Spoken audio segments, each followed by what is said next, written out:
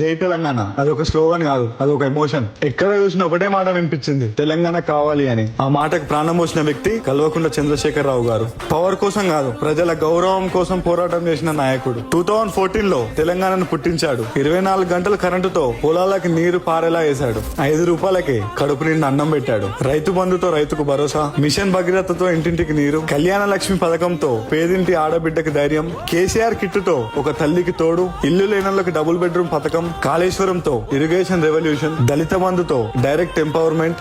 Development అంటే స్పీచ్లు ఇవ్వడం కాదు, గ్రౌండ్ లెవెల్ నుంచి మార్పు తీసుకురావడం.